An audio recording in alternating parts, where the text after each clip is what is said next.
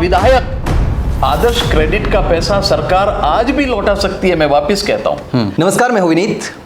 आज हमारे साथ एक ऐसी शख्सियत मौजूद है जिसकी आवाज आपने सुनी होगी। गिरीश जी जोशी, जो राजनीति का अच्छा ज्ञान रखते हैं, 1977 से भारतीय जनता पार्टी से जुड़े हुए हैं। चौथी क्लास में आरएसएस ज्वाइन कर दी थी, लेकिन आज की जो परिस्थितियां हैं उस परिस्थितियों को लेकर उनके जो विचार हैं वो एकदम से अलग हैं। आपने इससे पहले भी हमारे साथ इंटरव्यू देखा होगा और आज एक फिर से नया इंटरव्यू है, क्योंकि बहुत सारे मुद्दे जो हैं वो वापस से शुरू हो गए हैं। सिरोही में खास करके आपने देखा होगा आदर्श कोऑपरेटिव का मुद्दा कोई उठा नहीं रहा। राम जरोखे के मामले में अब जाकर के तकरीबन 1 साल हो गया, उसके बाद जाकर के एफआईआर दर्ज होती है पुजारी के खिलाफ, जिस पर आरोप लगे थे गलत तरीके से जमीन बेचने की राम जरोखे की। तो इन तमाम चीजों को लेकर के बात करेंगे। तो गिरीश जी, सबसे पहले तो आपका स्वागत है। धन्यवाद। तो सिरोही की राजनीति पर बात करें या सिरोही के उस मुद्दे पर बात करें, हम गायों पर भी बात करेंगे, गोचर पर भी बात करेंगे, लेकिन हाल ही में अब कोर्ट ने आदेश दिया है राम जरोखे वाली जमीन पर एफआईआर दर्ज हुई है। मंदिर जो पुजारी जो था राम मंदिर का, राम जरोखा मंदिर का, उसके खिलाफ। तो इतना समय कैसे लग गया? लगातार आप भी आवाज़ उठा रहे हैं, बहुत सारे दूसरे लोग भी आवाज़ उठा रहे हैं कि ये गलत तरीके से हुआ है, और उस पर सिरोही के जो विधायक है ओठाराम देवासी, उन पर भी आरोप लग रहे थे, तमाम चीज़ें हुई। तो अब इस चीज़ को कैसे देखते हैं आप?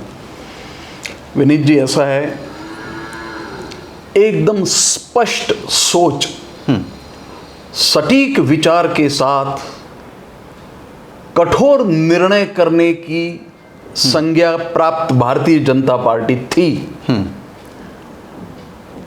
अब दूसरी पार्टियों की तरह बीजेपी की नीतियां सारी ढुलमुल हो गई है। और कई बार सोचते हैं कि बीजेपी को देश में अलग अलग क्षेत्र में, अलग अलग राज्य में, अलग अलग जिले में अलग अलग लोग अपने अपने हिसाब से चला रहे हैं। जो निर्धारित एजेंडे थे बीजेपी के, बीजेपी बनने के जो कारण थे, जो पूर्व प्रधानमंत्री अटल जी ने अपना जीवन होमा, जवानी होमी, पंडित दीनदयाल उपाध्याय जी, श्यामा प्रसाद मुखर्जी, ऐसे लोगों ने जिस बीजेपी को अपने खून से सींचा, अपने पसीने से पल्लवित किया, वो सोच कहीं ना कहीं तिरोहित होती जा रही है। जब पश्चिम बंगाल के चुनाव के दौरान ममता बनर्जी के आरोपों से हिली हुई भाजपा कि यदि भाजपा आ गई तो हमें मछली भात खाने को नहीं मिलेगा, हमें माछ भात खाने को नहीं मिलेगा, तो भाजपा के बड़े बड़े नेताओं ने सड़क किनारे, बाजारों पर, खुले रेस्तरां पर मांस भात खा करके लोगों को ये दर्शाना शुरू किया कि हम भी खा रहे हैं और तुम्हें भी खिलाएंगे। और शर्म तो तब आती है जब एक राज्य के मुख्यमंत्री चुनौती दे के ममता जी से कहते हैं कि ममता जी आओ टेबल पर सामने, तुमसे दुगुना मांस खा के बताएंगे। और हद हो जाती है तब जब वहां के स्थापित नेता ये कहते हैं कि 14 साल के बाद गाय को काट सकते हैं, और उसको राष्ट्रीय नेता इंडोर्स करते हैं। 14 साल तक गाय माता है और 14 साल के बाद गाय बकरा हो गई, गाय भोजन हो गई। गोरक्षा के नारे लगाए जाते इस देश में। कोई भी कहीं भी भारत के किसी भी कोने में जब कोई सत्संग, कोई धार्मिक कार्यक्रम आयोजन समाप्त होता है तो गाय गंगा की सौगंध है उठाई जाती है। गौ माता की जय हो, गौ माता का पालन हो। अब होगा कब? तो तब से आज तक संकल्पना यह लेकर के चला है मनुष्य कि संघ प्रेरित भाजपा आएगी तो शायद पहले ही बजट में पहले ही वर्ष में कम से कम गाय रक्षा का तो कानून बन जाएगा और सख्ती से पालन होगा। 12 वर्ष हो गए और 14 वर्ष का राम का वनवास था। 2 वर्ष और बाकी मान लो। अब तक भी कुछ नहीं हुआ, कोई चर्चा ही नहीं। हेमंता विश्व शर्मा कहते हैं कि हमारे यहाँ तो गाय खाई जाती है। बस मैं तो ये कहता हूं कि बाहर मत खाओ, घर लाके खाओ। ये क्या क्या मजाक बना दिया है। घर में गाय खाएंगे तो माता नहीं है, 14 साल से 14 साल के बाद काट के खा सकते हैं। 14 साल तक की गाय ही माता है। ये कौन सी भाजपा है? अटल जी की भाजपा तो नहीं है। पंडित दीनदयाल उपाध्याय और श्यामा प्रसाद मुखर्जी की भाजपा नहीं है ये। शायद इसीलिए भाजपा के शिखर पुरुषों को हाशिए पे डाल दिया गया कि मेन स्ट्रीम में आवे ही नहीं, बोले ही नहीं, बोलने के लायक ही नहीं छोड़े उनको। तो जहां तहां देखो ना आप, बीजेपी का हाइब्रिडाइजेशन हो रहा है। कोई निकाले हुए लोग, कोई खींचे हुए लोग, आज सब तरफ है। पूरे देश में, प्रदेश में, सिरोही जिले में। अब सिरोही जिले के आज जो लोग हैं, क्या वो सभी समर्पित भाजपाई है? क्या संघ से दीक्षित है? क्या भाजपा के मूल विषय बिंदुओं को पालन करने वाले हैं? अपनी अप्रोच से, दंड फंद से, सत्ता को नाग की तरह अपने लिए सुरक्षित मान करके, नाग फन की तरह बैठे हुए हैं, सुरक्षित है। और मचल रहे हैं। जिन लोगों ने इस विचारधारा को पुष्पित पल्लवित किया, वो ये नहीं चाहते कि हमें कुर्सी मिल जाए, हमें सत्ता का सुख चाहिए, ऐसा नहीं सोच रहे। वो दुखी हो रहे हैं कि हमने अपनी जवानियां किस संगठन के लिए होमी है और संगठन किन लोगों के हाथ में नाच रहा है। पीड़ित है अनेक लोग। तो संगठन की जो पहले विचारधारा थी, जो उस समय थी, तो आज की विचारधारा और उस समय की विचारधारा और आज जो बीजेपी काम कर रही है और पहले की जो बीजेपी काम कर रही थी, उसमें कितना अंतर हो गया विचारधारा में? देखिए, 370 हटना चाहिए, ये बीजेपी का मार्गदर्शी सिद्धांत था। मैं धन्यवाद दूंगा, 370 बड़ी होशियारी से हटाया गया। कश्मीर के हालात सुधरे, लद्दाख को केंद्र शासित बनाया, ये सब अनुकूल चीजें हैं। राम मंदिर बनना चाहिए, लेकिन मैं बहुत सटीक बात कहता हूं, तथ्यपरक कहता हूं। मेरी पुस्तकालय में वो पुस्तक आज भी मौजूद है, डॉक्टर हेडगेवार चरित्र। उन्होंने कभी नहीं कहा कि राम और कृष्ण को भगवान की तरह पूजना चाहिए। एक विधर्मी आक्रांता बाबर के नाम को पूजित किया जा रहा था, वो मिटना चाहिए। उसके साथ भारत में और भी जितने भी आक्रांताओं के नाम हैं, वो सब हटने चाहिए। बाबरी मस्जिद का कोई औचित्य नहीं भारत में। राम मंदिर बनना चाहिए, लेकिन राम आदर्शों के साथ, राम मर्यादा पुरुषोत्तम थे। डॉक्टर हेडगेवार ने यह स्पष्ट कहा था कि राम और कृष्ण को भगवान बनाने के कारण हिंदू धर्म का पतन हुआ। डॉक्टर जी कहते थे, ये महाराष्ट्र के अंदर पुणे के पास एक औध रियासत है, उसके राजा को उन्होंने दबाया। उन्होंने कहा कि छत्रपति शिवाजी शंकर के अवतार है। तो उन्होंने कहा ये गलत। शिवाजी ने अपने पराक्रम से हिंदवी साम्राज्य की स्थापना की थी, आप भी जानते हो और पूरा जमाना जानता है, पूरा इतिहास जानता है। और उनको शिव का अवतार बताना मतलब कोई दूसरा मराठी पराक्रम कर ही नहीं सके, वो तो अवतार थे। हम पराक्रम पुरुष कैसे बनेंगे? ये गलत है। तब डॉक्टर जी ने कहा था कि राम और कृष्ण को भगवान बनाने से हिंदुत्व के अंदर पराक्रम की हीनता आई। राम मर्यादा पुरुषोत्तम थे। अपने विवेक से, अपने पराक्रम से उन्होंने दुष्ट शक्तियों को हराया और वैदिक सनातन धर्म को उज्जवल बनाया। कृष्ण योगेश्वर थे। वो स्वयं कहते थे कि ईश्वर सर्वभूतानां हृद्देशे अर्जुन तिष्ठति भ्रामयन् सर्वभूतानि यंत्रारूढ़ानि मायाः। हे अर्जुन, ईश्वर तो प्रत्येक जीवात्मा के हृदय प्रदेश में विराजित है। उन्होंने ये नहीं कहा कि मैं विराजित हूं। तो डॉक्टर जी ये स्पष्ट कहते थे कि राम और कृष्ण हमारे आदर्श हो, हमारे बच्चों के अंदर राम और कृष्ण हमें दिखें, छत्रपति शिवाजी दिखे, महाराणा प्रताप दिखे। उनको भगवान मत बनाओ, भगवान नहीं बनाना, भगवान नहीं मानना नहीं। और डॉक्टर जी को मानने वालों ने उनको मानना मना कर दिया। अब हम डॉक्टर जी को नहीं मानते।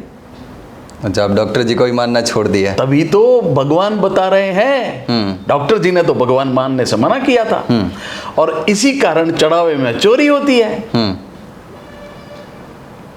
लेकिन जिस मुद्दे पर राम मंदिर का मुद्दा बीजेपी और आरएसएस के लिए सबसे बड़ा मुद्दा था, बिल्कुल था। लेकिन आज भगवान राम के नाम पर राजनीति होती है, वोट मांगे जाते हैं, ये क्या सही है? देखिए, राम की जो जीवन चरित्र, जो आदर्श जीवन उन्होंने जी करके दिखाया, ऐसा आदर्श इस राष्ट्र में था और ऐसा आदर्श बने, इसको मुद्दा बनाए तो कोई दिक्कत नहीं। बाबरी मस्जिद मीर बाकी की बनाई हुई तोड़ करके वहां पर राम मंदिर बनता है, इसके लिए आंदोलन चलता है, कोई दिक्कत नहीं। लेकिन दुर्भाग्य तो ये कि 2 सीट से 200 सीटें देने वाले अडवाणी जी को नेपथ्य में डाल दिया। अडवाणी जी का मुद्दा था राम मंदिर, जिसके लिए उन्होंने इतना भयंकर, इतना विराट पराक्रम किया, पूरे भारतवर्ष की यात्रा की। प्रमोद महाजन उस यात्रा के संयोजक थे। अडवाणी जी को नेपथ्य में, हाशिए पे दुनिया सोचती थी, पूरा भारत सोचता था, पूरे बीजेपी सोचती थी। 14 में जब बीजेपी की सरकार बनी तो ऐसा सोचते थे कि अडवाणी जी को एक बार कम से कम राष्ट्रपति तो बनाएंगे, प्रधानमंत्री नहीं बनाए तो कोई बात नहीं। आज भी अडवाणी जी है ना,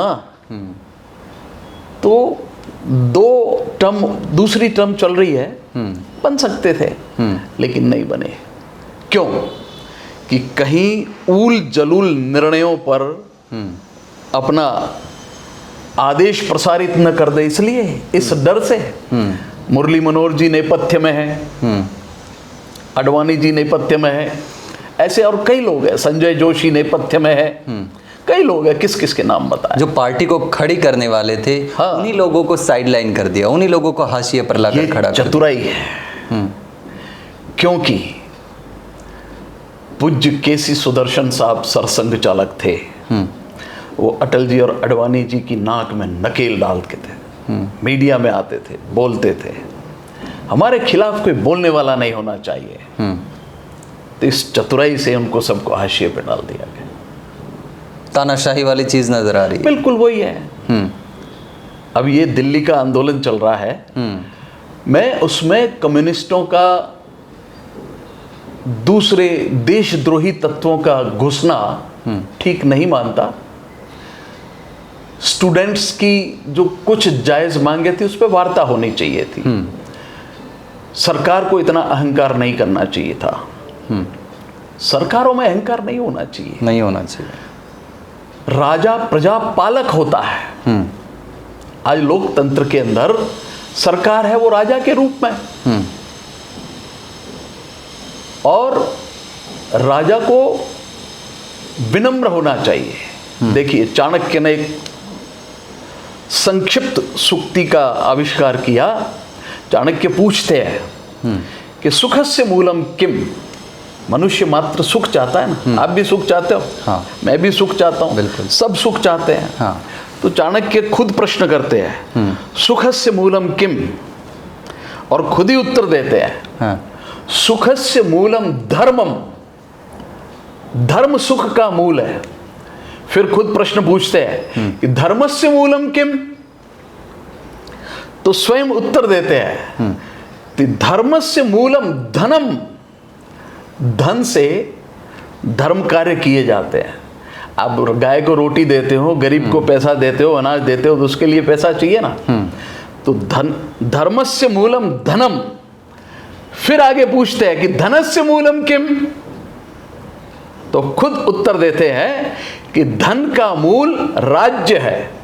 धनस्य मूलम राज्यम। अब राज्य अगर सही है तो प्रजा धन सही ढंग से कमाएगी, धर्म के मार्ग से धन कमाएगी। राज्य गड़बड़ है, राजा गड़बड़ है, तो आपका कमाया हुआ धन भी खोस लेगी। जैसे आदर्श क्रेडिट कोऑपरेटिव सोसाइटी का धन सारा छिन्न भिन्न हो गया। सिरोही जिला, जालोर, पाली, जोधपुर, उदयपुर, मेवाड़, वागड़, जयपुर और पूरे देश में 800 से अधिक शाखाओं में लोगों के पैसे बर्बाद हो गए क्यों? राजा गड़बड़ आ गया। उसको डर सताने लगा आदर्श का। अनेक दुर्भिसंधियां है उसमें। रिटायर शिक्षकों ने, सरकारी कर्मचारियों ने अपने रिटायरमेंट की सारी राशि और उसके अलावा अपने जीवन भर का पैसा आदर्श क्रेडिट कोऑपरेटिव सोसाइटी में जमा करा दिया। कई लोग हार्ट अटैक होके मर गए जब आदर्श के साथ ये स्थिति बनी। पैसे की वजह से उनका बहुत बड़ा पैसा अमाउंट अटका, भयंकर शोक। और ऐसा शौक लगा कि लोग हार्ट अटैक होके मर गए। कईयों को हार्ट इलाज कराने के पैसे नहीं थे, इसलिए मर गए। हर्निया का इलाज नहीं करा सके, शादियां नहीं करा सके, बच्चों की शादियां कैसे होगी, मर गए। सुसाइड कर लिया लोगों ने, लटक गए रस्सियों पे। तो धनस्य मूलम राज्यम। अब चाणक्य पूछते हैं कि राज्यस्य मूलम किम, राजा का मूल क्या है? तो कहते हैं इंद्रिय निग्रह, सच्चरित्र, धर्म। राजा धार्मिक होना चाहिए, दिखावे का आचरण नहीं। यहाँ ललाट पे तिलक को धर्म नहीं कहते। धर्म आचरण से होता है। आचारः परमो धर्मः। तो इंद्रिय निग्रह होना चाहिए राजा का, सच्चरित्र राजा होना चाहिए।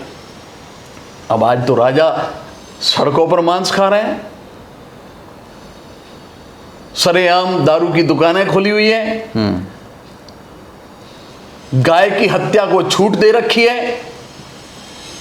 लगता था कि बीजेपी की सरकार आएगी, गाय की हत्या रोक दी जाएगी। अब कहते हैं कि 14 वर्ष तक गाय माता है, उसके बाद काट दो उसको। गर्व से कहते हैं कि हम बीफ निर्यातक, कभी फर्स्ट नंबर कभी सेकंड नंबर विश्व में। ये गर्व करने की बात है या शर्म से मर जाने की बात है? ये तो सब खुलेआम हो रहा है, खुलेआम हो रहा है, सब देख रहे हैं। तो ये दुखद पहलू है। अगर हम गोचर की बात करें तो गोचर में सिरोही में भी गोचर की भूमि बेची जा रही है, गोचर को खोदा जा रहा है, नष्ट किया जा रहा है, गाय सड़कों पर हैं, डंपिंग यार्ड में गाय हैं। तो सिरोही में भी सबसे ज़्यादा भयंकर स्थिति है गायों की। विनीत जी, आपने मेरी दुखती रग पे हाथ रख दिया है। मेरा गांव रोइडा 5000 बीघा जमीन का गोचर है। 5000 बीघा में तो बड़े बड़े शहर नहीं होते हैं। 5000 बीघा का गोचर है और आज गाय चरने नहीं जा सकती है। दुष्ट लोगों ने, बल्कि आज के ज़माने में उनको राक्षसी प्रवृत्ति के लोग कहे जा सकते हैं, उन लोगों ने 1 इंच जमीन नहीं छोड़ी है गोचर की। वो गाय घर से बाहर निकलती है और चरवाहे भी नहीं, कि चरवाहा कहाँ ले जाएगा चरने के लिए जब चारागाह जमीन नहीं बची है। सिरोही में 5000 जमीन की अरबुदा गौशाला, 5000 बीघा में 5000 बीघा की अरबुदा गौशाला, उस पर कब्जे है। व्यवस्था नहीं है। गाय सिरोही जिला मुख्यालय की गलियों में गाय घूम रही है, बैल और सांड घूम रहे हैं। ये लोग बाग इनको आवारा गाय, आवारा सांड, आवारा बैल, आवारा पशु कहते हैं। मैं कहता हूं आवारा विधायक, आवारा मंत्री, आवारा सरकार, आवारा जनप्रतिनिधि, उनकी आवारगी के कारण ये मूक पशु जर जर भटक रहा है, दर दर भटक रहा है। लेकिन वर्तमान की दोनों सरकारें हैं, चाहे केंद्र सरकार हो राज्य सरकार हो, दोनों बीजेपी की सरकार है। और बीजेपी सबसे ज़्यादा गायों पे राजनीति करती है कि हम गौ हत्या बंद करेंगे, गोचर ज़मीन को बचाएंगे, गायों के लिए काम करेंगे, गौशालाएं खोलेंगे, गायों के लिए अनुदान देने का काम करेंगे। लेकिन स्थिति तो बहुत ही ज़्यादा इस सरकार में तो और ज़्यादा भयंकर हो रही है। देखिए, जिसने गाय के नाम से सत्ता हासिल की है उनको शर्म से डूब मरना चाहिए। और अगर वो बेशर्म होकर के डूब के नहीं मर रहे हैं तो जनता को सारे सूत्र अपने हाथ में लेने चाहिए, क्योंकि हमारे लोकतंत्र 3 बातों पर टिका हुआ है। जनता की सरकार, जनता के द्वारा सरकार और जनता के लिए सरकार। अब ये तीनों ही आधार खिसक चुके हैं। जनता की गाय लेकिन सरकार की नहीं है।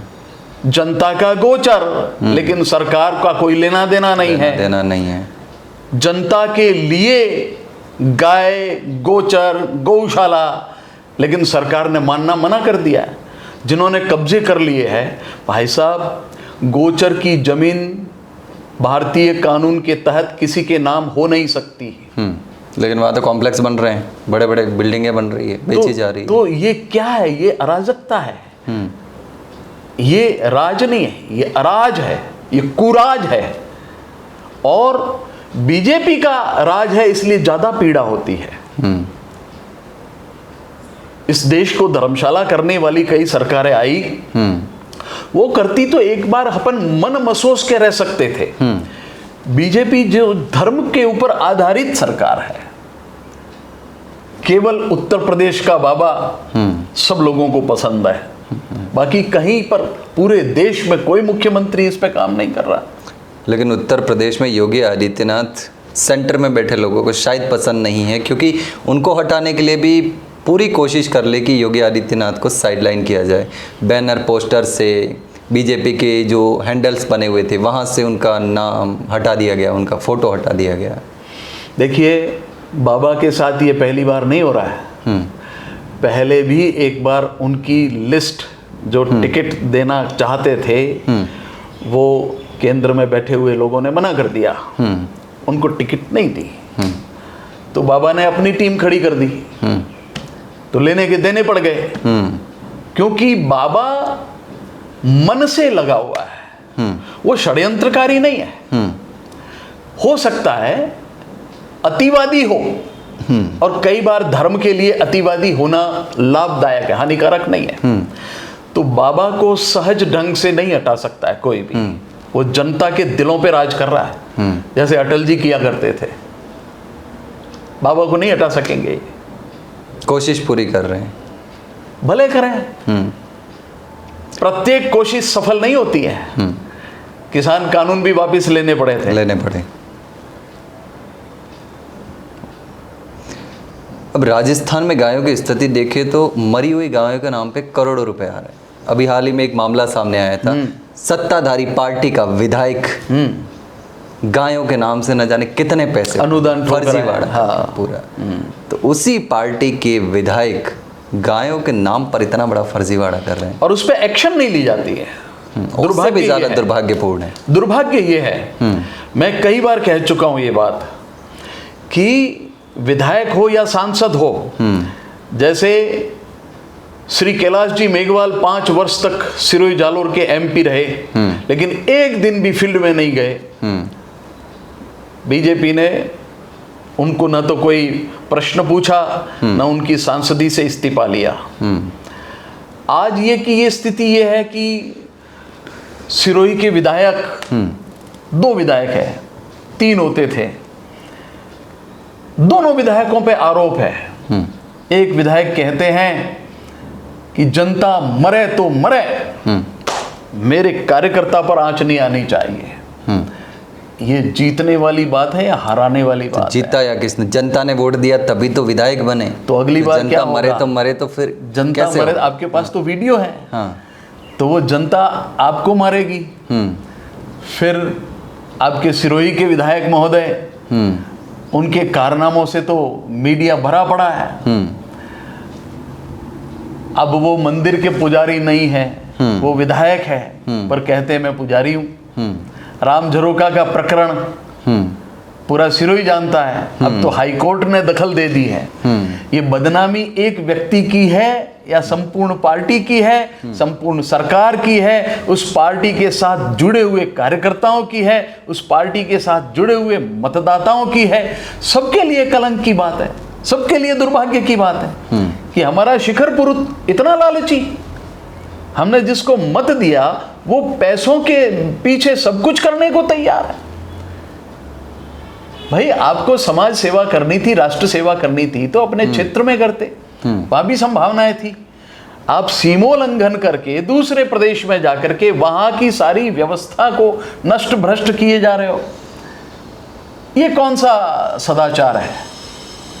लेकिन यहाँ ये पार्टी पर भी तो बात आती है कि पार्टी को क्या इतने बड़े ज़िले में ऐसा कैंडिडेट नहीं मिला जो सिरोही के लोगों की सेवा कर सके, उनका काम कर सके। बाहर से लोगों को ला करके यहाँ जनप्रतिनिधि बनाना पड़ रहा है, विधायक बनाना पड़ रहा है। देखो सिरोही में कार्यकर्ताओं की कमी नहीं है, या कार्यकर्ताओं को महत्व नहीं दिया जा रहा? कार्यकर्ताओं को न महत्व दिया जा रहा है, न नेताओं को महत्व दिया जा रहा है। जो कार्यकर्ता और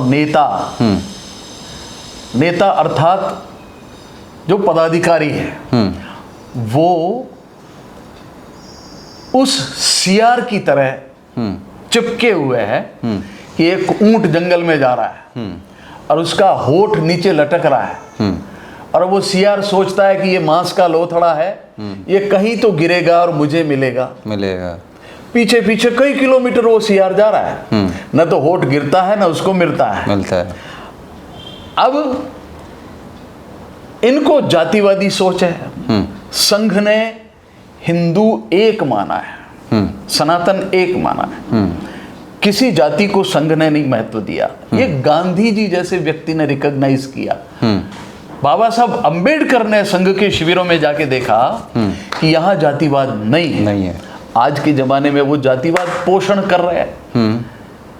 एक जाति को प्रश्रय देना है तो उस जाति के लोग तो सिरोही में भी खूब सारे हैं, लेकिन केवल जाति को प्रश्रय नहीं देना है, इनको पाखंड पूजन भी कराना है और उस पाखंड के साथ जाति का योग करके बताते 8 विधानसभाओं को कैप्चर करना है और उस षड्यंत्र के तहत बाहर के व्यक्ति को सिरोही की छाती पर आरोपित किया जा रहा है। सिरोही के लोग समझ नहीं रहे और उसको भुगत रहे हैं, बार बार भुगतते हैं और भुगतने के बाद में अलग हो जाते हैं उस व्यक्ति से, फिर दूसरा जीतता है, फिर वापस उसके अंदर वो पाखंड जगाया जाता है, फिर जातिवाद जगाई जाती है, फिर ला करके परोस रहे हैं। ये पिछले 20-25 वर्षों का उपक्रम चल रहा है जो दुर्भाग्यजनक है। सिरोही का पाखंड जिंदा रहे, सिरोही का अंधविश्वास जिंदा रहे और पाखंड और अंधविश्वास के दम पर हमारे विधायकों की बढ़ोतरी होती जाए। ये शर्मनाक नहीं, ये लज्जाजनक ही नहीं, यह त्रासदीपूर्ण कृत्य है इनका, जिसका विरोध होना चाहिए। सिरोही के मतदाताओं को विरोध करना चाहिए और इनको सुधरना चाहिए। लेकिन एक बात तो है कि धर्म, जाति, संप्रदाय, इसमें लोगों को बांटने का काम सबसे ज़्यादा हुआ है। एक कहावत है कि धर्म, जाति, ये चीज़ें ऐसी हैं, एक अफीम की तरह है कि एक बार उसको चाटोगे तो उसका नशा और होता जाएगा और उसमें और गहरे चले जाएंगे। तो उसी तरीके से तो पब्लिक को बांटा है, धर्म का जो अफीम है उसको चटा करके सिर्फ उन पर राज करने का काम किया गया है। विनीत जी, इसमें थोड़ा सा मैं करेक्शन करूँगा। धर्म को अफीम की गोली कार्ल मार्क्स ने कहा था, लेकिन कार्ल मार्क्स ने धर्म शब्द नहीं वापरा था, उसने रिलीजन कहा था। संसार में धर्म केवल एक है जो भारत में सनातन धर्म के नाम से जाना जाता है और सनातन धर्म के अंदर सारे समाज आ जाते हैं। सनातन धर्म आचरण करके अच्छे आचरण से जीवन जीने की पद्धति है और दूसरे जितने भी जिनको धर्म कहते हैं वो मत, मजहब, संप्रदाय। अच्छा, अब ये जो जाति शब्द है यह भी भारत की परंपरा में नहीं था। भारत में वर्ण था और जो लोग राजनीति करते हैं वो वर्ण और जाति को एक ही समझते हैं। वर्ण का कंसेप्ट ही उनको पता नहीं है। तो वर्ण किया जाता है, चुना जाता है व्यक्ति के द्वारा। आप खुद चुन सकते हो कि मुझे कौन से वर्ण में जीना है, और जब वो बदल रहे कि यार अब मुझे इस वर्ण में मजा नहीं आ रहा है, तो वो वर्ण चेंज कर सकता है। जाति केवल मनुष्य की होती है। जाति जैसे नींबू जाति के फल जिसमें संतरा आता है, मौसमी आती है। बिल्ली जाति के पशु जिसमें बिल्ली है, शेर है, चीता है, पैंथर है, लियोपार्ड है, ये बिल्ली जाति के हो गए। मनुष्य केवल एक जाति है। लेकिन इस देश के अंदर लोगों ने कर्म को जाति मान लिया। जो जैसा कर्म करता था, कर्म प्रधान देश है। तो सबने अपने अपने कर्म किए और उन कर्म से उनके समाज बन गए, उनके वर्ग बन गए, निर्धारित हो गए, और उनको अंग्रेज ने जाति शब्द दिया। शायद 133-35 के लगभग कोई एक्ट आया जिसमें सब जातियों को बड़े हल्के ढंग से उन्होंने परिभाषित किया, जो मैं इस मंच पे बताना भी नहीं चाहता।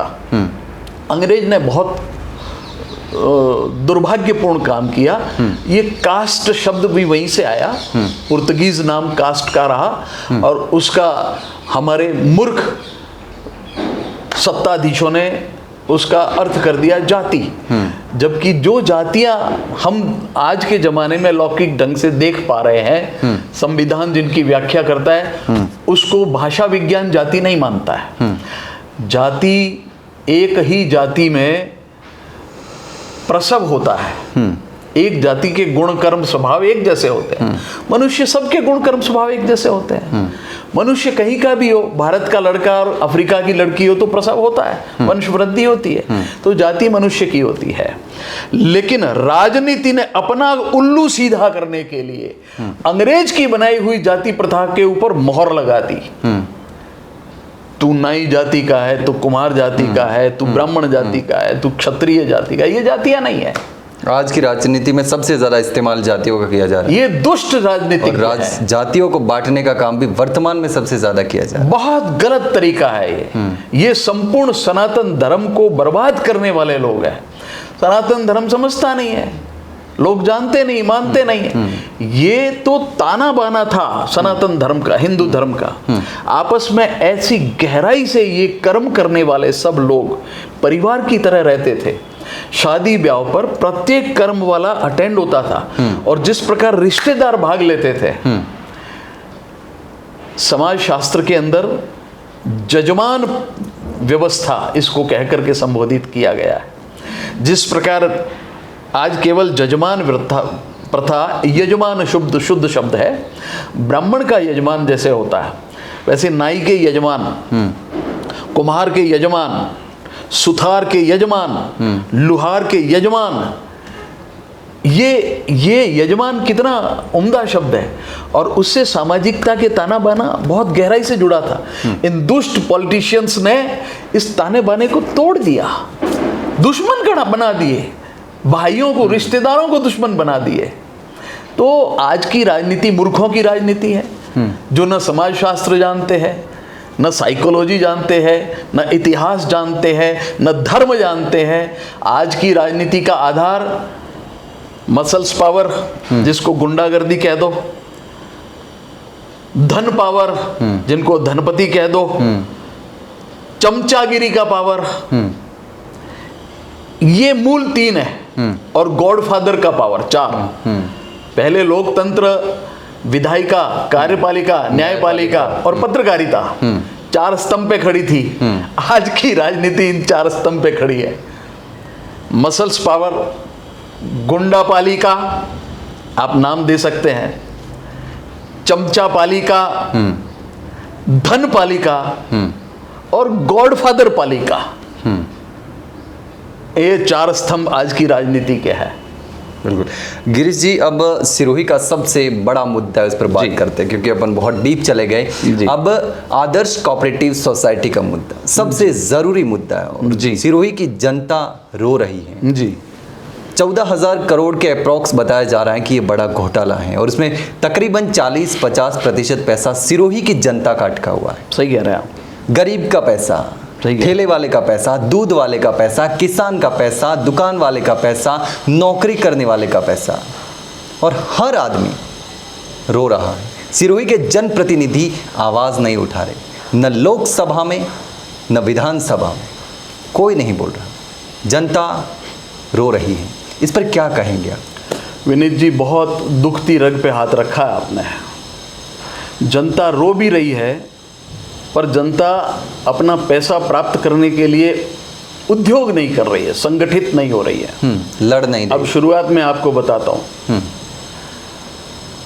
आदर्श क्रेडिट कोऑपरेटिव सोसाइटी की इज्जत सिरोही, जालोर, पाली, मेवाड़, मारवाड़ में इतनी सशक्त हो गई थी कि पोस्ट ऑफिस का पैसा, सेंट्रल गवर्नमेंट की पोस्ट ऑफिस उपक्रम है, उसका एफडी का पैसा मिलते 3-4 दिन लगते थे। कई बार गांवों की बैंकें भी दूसरे तीसरे दिन एफडी की मैच्योरिटी लौटाती थी। लेकिन आदर्श क्रेडिट कोऑपरेटिव सोसाइटी जैसे ही उन्होंने एफडी का कागज दिया, तुरंत साइन करके पैसे लौटाते थे, और अच्छे खासे ब्याज के साथ लौटाते थे, और हर साल प्रॉफिट में आदर्श क्रेडिट को बताया जाता था। अब आदर्श क्रेडिट और इसके संस्थापक मंडल का इतना भरोसा हो गया था कि उन्होंने अपनी जनता के साथ ये जो अपन बातें कर रहे हैं, सत्ताधीशों की दुर्भी संधिया, उसको मिटा करके कि आदर्श दान पुण्य में भी बहुत सहयोग करता था। बारिश आती थी, लोग जा आ नहीं सकते थे, टापू बने हुए थे, खास तौर से जालोर के क्षेत्र, जोधपुर के क्षेत्र, तो उनको इमदाद पहुंचाने का काम सरकार नहीं करती थी, आदर्श करती थी। आदर्श के किट, खाने पीने के सामान, बर्तन, वो जननेता, राजनीतिक लोग अपने हाथ से देकर फोटो खिंचवा करके धन्य समझते थे। सामान आदर्श का था। फिर आपको बताऊंगा, आदर्श का पैसा छोटे छोटे उद्योग वालों को लोन में मिलता था, उनसे व्यापार चलते थे। अब सत्ताधीशों को ये लगने लगा कि अगर आदर्श के लोगों ने अपनी राजनीतिक पार्टी बना ली तो, क्योंकि वो हृदय में विश्वास करने लग गई आदर्श, लोगों के दिल दिमाग पर शासन करने लगा आदर्श। आदर्श एक संप्रदाय रूप में बन गया। क्यों? सिरोही, जालोर, पाली, जोधपुर, मेवाड़ के हर तीसरे चौथे व्यक्ति का पैसा आदर्श में था, बल्कि हर दूसरे व्यक्ति का, किसी का 50,000, किसी का लाख, किसी का करोड़, किसी का 2 करोड़, किसी के 50 लाख। रिटायर्ड लोगों ने अपनी रिटायरमेंट का सारा पैसा विश्वास के साथ आदर्श को जमा कराया। जब राजनीतिक पार्टियों को ये लगा कि अगर ये राजनीतिक पार्टी के रूप में उभर गई तो हमारी सब जगह जमानत जब्त हो जाएगी, इतने सक्रिय कार्यकर्ता आदर्श के थे और समर्पित लोग थे आदर्श के। तो क्या करना, रातों रात मीडिया मैनेजमेंट करके बदनामियां कर दी, ठीक है, और बदनामी करके आदर्श के बैंकों पे खाते सीज कर दिए। लोग पैसे लेने के लिए इकट्ठे हुए, जितना लौटा सकते थे लौटाए, बाकी लोगों को नहीं मिले, सुसाइड करके मर गए, लोगों को शौक लगा मर गए, बिना इलाज के मर गए, दर दर की ठोकरें खा खा करके मर गए। जो बचे हुए हैं वो मौन हो गए। ये विधान का कर्म है, हम दुखी हैं, हमारे साथ हाथ में कुछ नहीं है। लेकिन सत्ता चाहती तो एक एक पैसा लौटा सकती थी, आज भी लौटा सकती है। पैसा उनके पास था, आदर्श के पास संपत्तियां इतनी थी कि आज भी है वो सरकार के पास। आज की तारीख में 8-9 साल के बाद भी ब्याज सहित लौटा सकती है सरकार। लेकिन एक गुजरात के लिक्विडेटर को बिठा दिया गैर कानूनी ढंग से। विनीत जी, मैं कह रहा हूं असंवैधानिक ढंग से लिक्विडेटर को बिठाया, क्योंकि आदर्श क्रेडिट कोऑपरेटिव सोसाइटी किसी एक व्यक्ति, एक परिवार, एक ग्रुप की नहीं थी। वो लाखों लोग उसके सदस्य थे और उसमें से प्रशासक नियुक्त कर सकते थे और लोगों को सोसाइटी चलाते हुए पैसे चुका सकते थे। उसमें से दूसरी आदर्श क्रेडिट कोऑपरेटिव सोसाइटी चुनाव करा करके बना सकते थे और उसको रन कराते, जैसे चल रही थी वैसे चलती। एक निर्धारित समय दे देते कि भाई इतने समय तक इनके सबके पैसे लौटाओ, उसके बाद बंद करेंगे। लेकिन बिना सोचे समझे एक दुश्मनी निकालने के हिसाब से, जैसे आदर्श क्रेडिट कोऑपरेटिव सोसाइटी के प्रबंधक भारतीय नहीं हो, पाकिस्तान या बांग्लादेशी के हो, या कोई डकैत हो, मवाली हो, उनको जेल में ठूंस दो, वर्षों तक ठूंस दो, न अपील, न वकील, न दलील, आज दिन तक कोई डिसीजन नहीं। जब आप 500 वर्ष के मुकदमे को एक महीने में समाधान करा करके राम मंदिर का रास्ता प्रशस्त कर सकते हो, तो 8-10 वर्षों में आदर्श क्रेडिट का रास्ता प्रशस्त नहीं कर सकते हो? बिल्कुल कर सकते। मुझे लगता है कि इन लोगों को सिरोही, जालोर, पाली, जोधपुर, मेवाड़, मारवाड़, पूरे राजस्थान और जहां जहां ब्रांचें थी, 800 ब्रांचें, जम्मू कश्मीर से लेके साउथ तक, उनके डिपॉजिटर से सत्ता को कोई लेना देना नहीं है। उनको लगता है ये हमारे गुलाम है, हमें वोट देते रहेंगे, और डिपॉजिटर भी गुलामों की तरह आस रखे हुए एक गरीब ग्रामीण की तरह वोट दिए जा रहे हैं। जिस दिन ये भड़क जाएंगे तो इनको वोट नहीं मिलेंगे, और हो सकता है आने वाले चुनावों में ऐसा हो जाए, क्योंकि ये अन्याय है, ये न्याय नहीं है, और अन्याय करने वाला कोई लुच्चा लफंगा नहीं है, सत्ता है। सत्ता में कौन बैठे हुए है ये मैं कमेंट नहीं करना चाहता, लेकिन अगर राजा अन्याय करे प्रजा के साथ तो बहुत बड़ा दुष्परिणाम भगवान की तरफ से मिलता है। ये अभी उनको पता नहीं है, जब पता चलेगा तब पता चलेगा कि ये क्या हो गया। आज खून के आंसू रो रहे हैं आदर्श क्रेडिट कोऑपरेटिव सोसाइटी के लोग। वो पूछते हैं कब मिलेगा, बच्चे ब्याह योग्य हो गए, वो पूछते हैं मेरे हार्ट का ऑपरेशन कराना है, पैसे नहीं है। आदर्श क्रेडिट का पैसा सरकार आज भी लौटा सकती है, मैं वापस कहता हूं। क्यों नहीं लौटाना चाहते हैं? जनप्रतिनिधियों को पूछने की हिम्मत नहीं है। उनको अगले वर्ष की टिकट की व्यवस्था करनी है, किसी को मंत्री बनना है, छोटे लेवल के जो कार्यकर्ता है उनको छोटे लेवल की टिकटें चाहिए। सब जानते हैं कि ये अपराध है, ये अत्याचार है, लेकिन चल रहा है। और आदर्श क्रेडिट कोऑपरेटिव सोसाइटी का आप जो बता रहे हो कि 10, 12, 14 हजार करोड़ रुपया डूबा है, केवल वो ही नहीं है। आदर्श के साथ कहते हैं एक मुहावरा है, हाथी के पांव में सबके पांव। जैसे आदर्श को इन्होंने बर्बाद किया, उसके साथ मारवाड़ की अनेक सोसाइटियां, और सिरोही तो सोसाइटियों का गढ़ बना हुआ था। संजीवनी है, अपनी है, पराई है, ऐसे कई नामों से सोसाइटियां चल रही थी। वो सब भूल उंठित हो गई, सब बर्बाद हो गई। और कितने लोगों का वो तो कोई आंकड़ा ही नहीं आ रहा है। तो इसको बर्बाद करने का कारण क्या है? किसने बर्बाद किया? इसमें बीजेपी और कांग्रेस के दोनों नेता शामिल थे? केवल बीजेपी के लोग थे, केवल बीजेपी के लोग। और उनको ये लगा कि आदर्श इतना बड़ा हो गया कि अगर ये राजनीतिक पार्टी में कन्वर्ट हो गया तो हम कहीं के नहीं रहेंगे। केवल इस डर के कारण इसको बर्बाद किया गया। तो वर्तमान के सांसद और विधायक भी नहीं चाहते कि सिरोही की जनता का पैसा सिरोही के लोगों को मिले? न वर्तमान के सांसद और विधायक, मंत्री चाहते हैं, और पूर्व के तो चाहते ही नहीं थे। उन्होंने वो तो कराने में हिस्सेदार थे। न बीजेपी चाहती है कि पेमेंट मिले, और दूसरी पार्टियों का कोई वजूद नहीं है, क्योंकि अगर सबको पैसा मिल जाएगा तो आदर्श की सच्चाई सामने आ जाएगी, उनका झूठ प्रकाशित हो जाएगा कि हमने कितना अत्याचार किया, कितना पाखंड किया, कितना पापाचार करके जनता को दुखी किया है। अपना झूठ और अपराध प्रकट न हो जाए, इसलिए वो नहीं चाहते। और जनता तो बेचारी गाय है, वो इसको विधि का विधान समझ करके चुपचाप मौन अश्रु विलाप कर रही है। तो पिछले तीसरा टर्म चल रहा है मोदी सरकार का, बीजेपी सरकार का, तो उसी समय का ये पूरा मामला चल रहा है। तो केंद्र सरकार चाहती तो कभी भी पैसे दे सकती है। केंद्र सरकार को चाहना भी चाहिए, क्योंकि आदर्श क्रेडिट कोऑपरेटिव सोसाइटी में सबसे ज्यादा पैसा संघ के स्वयंसेवकों का और भारतीय जनता पार्टी के कार्यकर्ताओं का लगा है। और अगर ये सरकार मेरी बातों पे विश्वास नहीं है तो वो सर्वे करा के देख ले।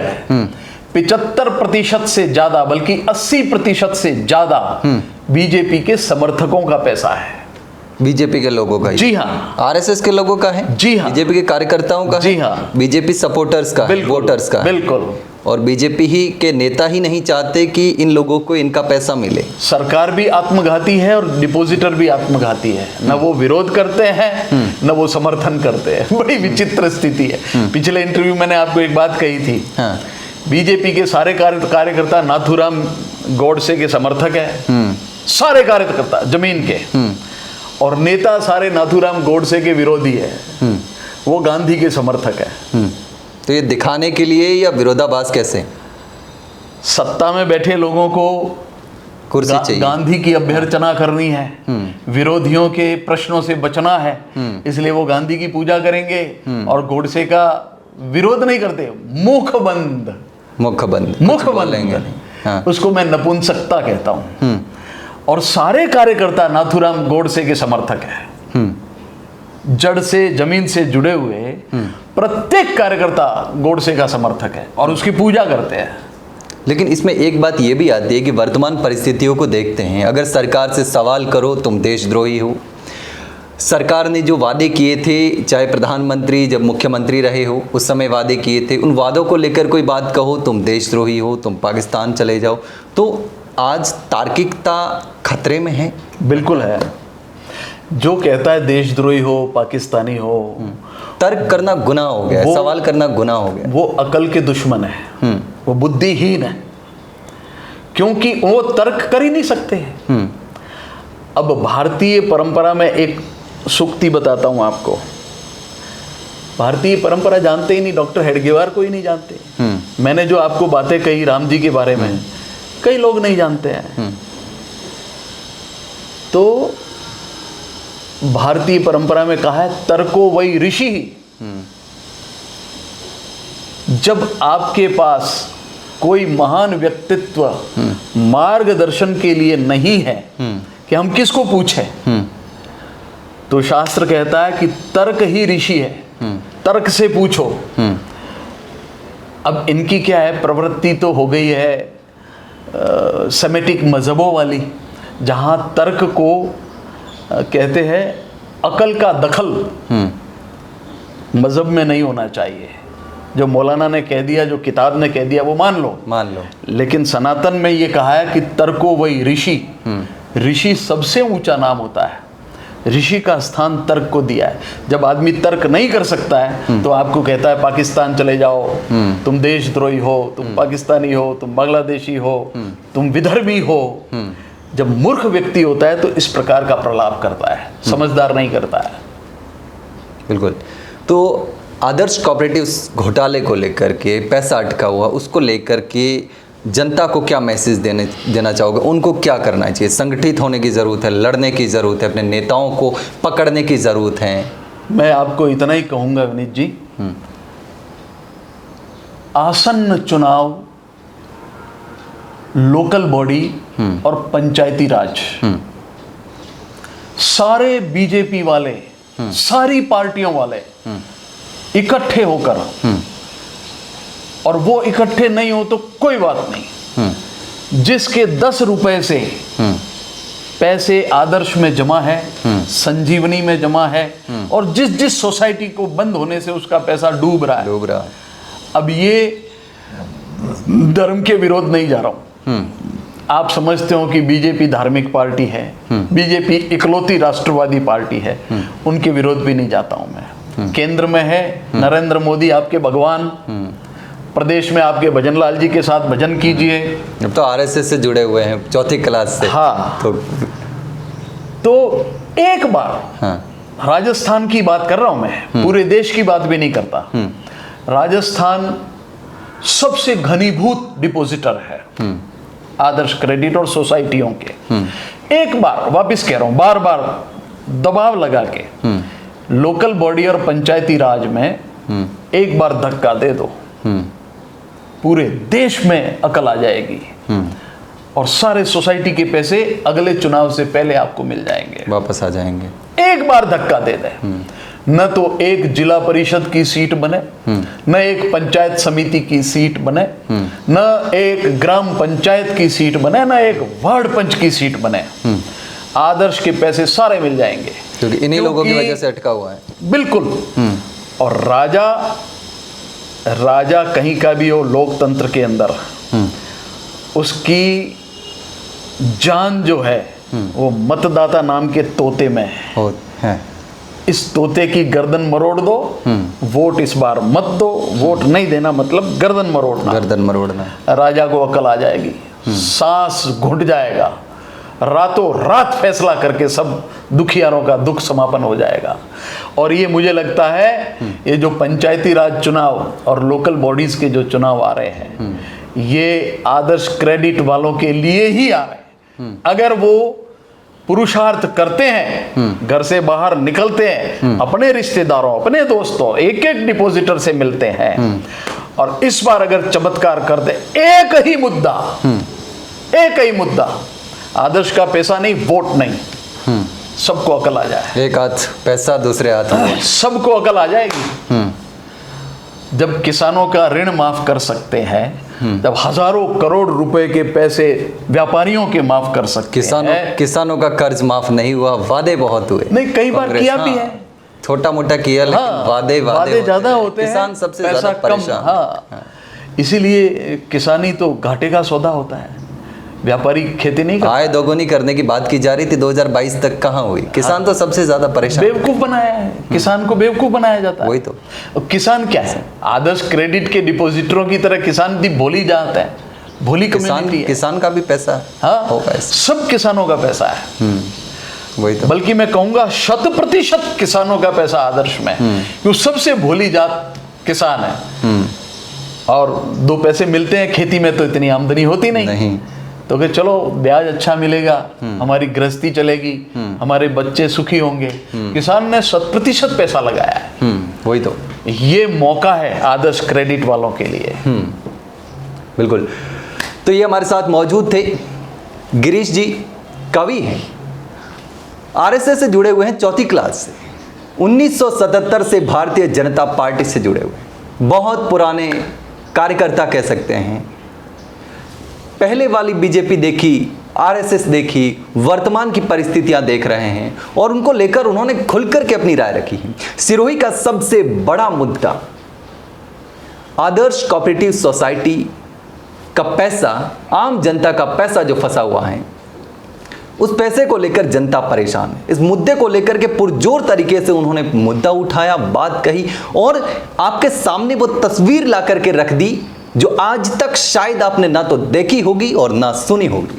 और ये बातें शायद आपको लगभग नहीं पता होगी, या फिर होगी तो इस पूरे मामले में, पंचायती राज चुनाव में, आप उन लोगों के कान पकड़ सकते हैं, आपके पास जो वोट मांगने आए उनको याद दिला सकते हैं कि आपने कहा भी था, और आपको जो पैसा देना है आपके हाथ में है। आप नहीं देना चाहते, आपकी सरकार दे सकती है, तो दिलवाइए और उसके बाद में वोट लीजिए।